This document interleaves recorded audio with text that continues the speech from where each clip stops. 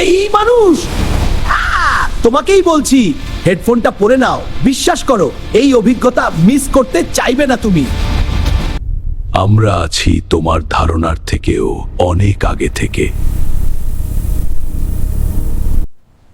Onion media উপস্থাপন করছে the survivors, the untold story of the cockroach.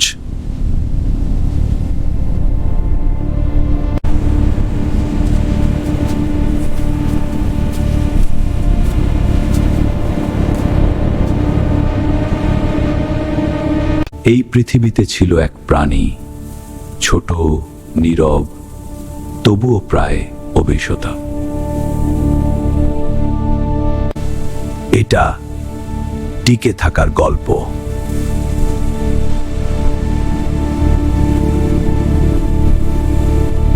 30-50 million বছর আগে পৃথিবী ছিল সম্পূর্ণ ভিন্ন।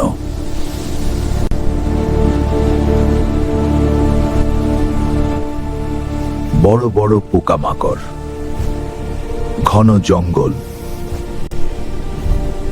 আর অদ্ভুত এক পৃথিবী। আর সেই পৃথিবীতেই জন্ম নেয় তেলাপোকা। সময়ের সাথে সাথে তেলাপোকা হয়ে উঠেছে টিকে থাকার ওস্তাদ।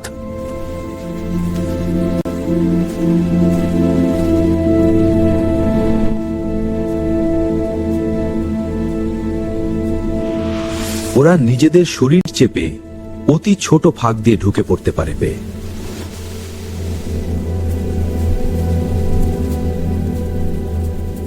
খাবার ছাড়া সপ্তাহের পর সপ্তাহ বাঁচতে পারে, এমনকি মাথা ছাড়াও বেঁচে থাকতে পারে।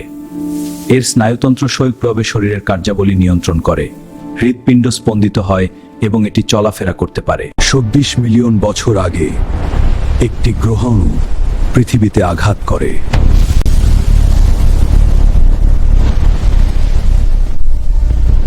সবকিছু ধ্বংস হয়ে যায়।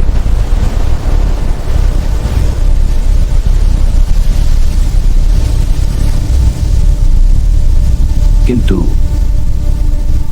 সব না।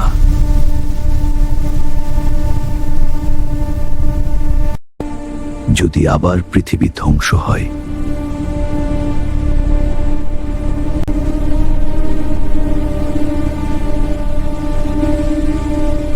তাহলে কি কিছু বেঁচে থাকবে? সম্ভবত